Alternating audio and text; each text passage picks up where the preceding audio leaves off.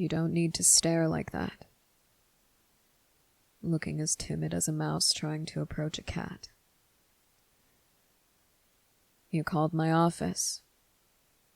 Arranged a tutoring session.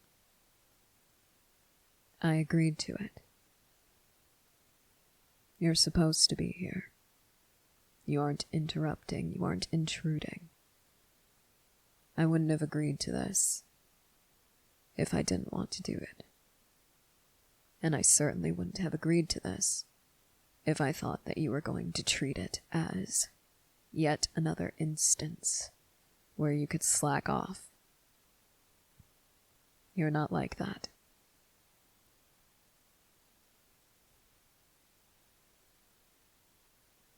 What I mean to say is, my personal tutoring sessions are available only to students who genuinely show an interest and a drive to understand the material. For others, we have access to free tutoring websites. We've hired tutors to be available in the library nearly all hours. They have plenty of other resources other than their professor if they need a little extra guidance. You, however, I've been looking over your transcript for this year, your current grades for the semester. You're performing beautifully. Spectacularly, even. Yet, you struggle in my class. It's my understanding that, while my course doesn't exactly count toward your major, it is a free elective that you have chosen because you do have an interest for what I teach. I see it in class every day as you diligently take notes. I even see it in the translations you provide on assignments and exams. The effort is there. I can see it. The understanding is what we need to work on. I also understand that this is not your first attempt to gain a better understanding. You didn't come to me sooner because you wanted to try and fix things on your own. You're a people pleaser, aren't you? A burnt-out, formerly gifted kid who has no idea how to study now. You can't understand the idea of failing. You can't comprehend a world in which you fail and still retain your value. So you tried to help yourself before turning to me, before admitting to me, your professor, that you're struggling. I apologize if that was harsh. However, I don't want there to be any misunderstandings during these sessions. I want to make it clear that I understand you and how you work. I understand why you didn't come to me sooner. I understand why it was so very difficult for you to admit that you needed help. But in the end, you did admit it. Even when you were constantly putting in that effort, that hard work, to ensure that you wouldn't end up in this position. You needed help, and you came for it. So I am more than happy to provide. Students like you, students who take their classes so seriously, are a rare gift in this line of work. Don't get me wrong. I understand that this education is difficult compared to that of even high school. People are just coming into adulthood. They're figuring out who they are, what they want to do. They feel so unrestrained now that they are adults and oftentimes separated from the confines of their childhood homes. They're trying to figure out who they are.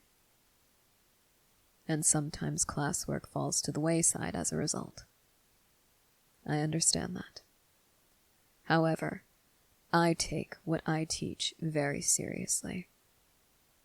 And I do not tolerate disrespect. I do not tolerate disrespect, not only of my curriculum, but of my time as well. When your classmates are on their phones or on their laptops, looking at anything besides the notes, I do not tolerate it. You know this. When people, at the very least, put in effort, attempt to understand the material, but show little interest, I can tolerate that. Truly, I wish that everyone could show some sort of appreciation for what I teach, but I understand that everyone has varying interests. If it doesn't interest them, that's fine. But if they can't even bring themselves to respect my time as I teach, that is inexcusable. So those who at least put in effort, I do tolerate them. And then, there are students like you. Students who, despite having no requirements toward their major to take this class, still choose to do so. And they not only show a vested interest in the subject matter, but also a vested interest in ensuring that they pass the class. That is something I do not see very often.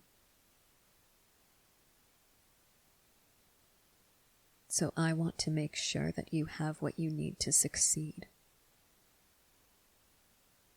You are clearly very respectful of my time. You appreciate what it is that I teach, and you appreciate the effort I put into being able to teach it. So, I will make the extra effort to find a way where I can teach you the way you need to be taught. You're a good student, a great one. You have the potential to succeed in several areas, truth be told. Looking back at your high school transcript, I suspect that this is where that burnout comes in. You were good at everything, but nothing seemed of particular interest to you. You memorized things, but you didn't know how to study, not really. You always did well, but nothing felt like it fit quite right until you finally found something and you came here. Failure is inexcusable to you. You worked so hard, believing that if you could just keep your grades high enough, you would be worth something.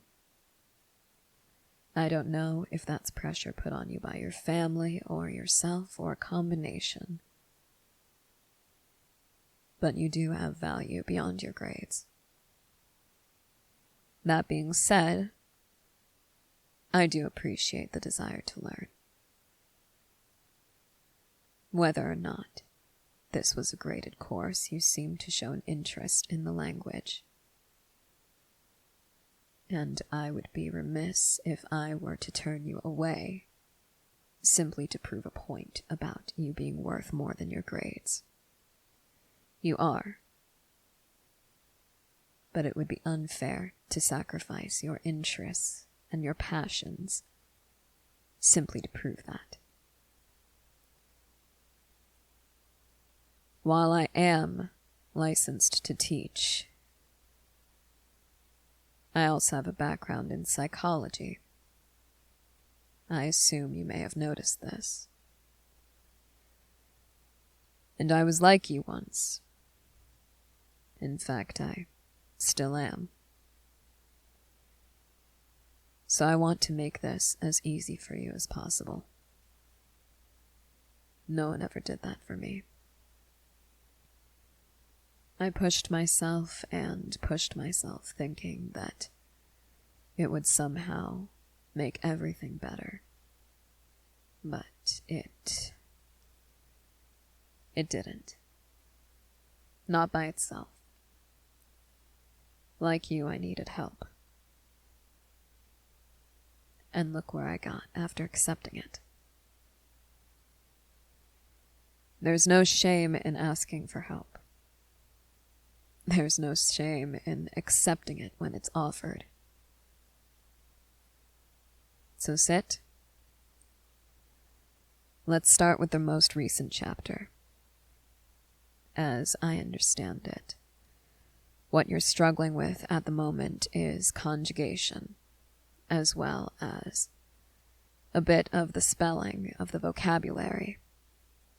We can work on that. Think of it like one of the other subjects you're good at. Think of it as something set in stone rather than something as fluid as language often is. Think about these as rules. I suspect that'll help you. It sure helped me. Routines and rules can be very, very helpful when it comes to memorization and studying. So, let's run through it as a routine, shall we?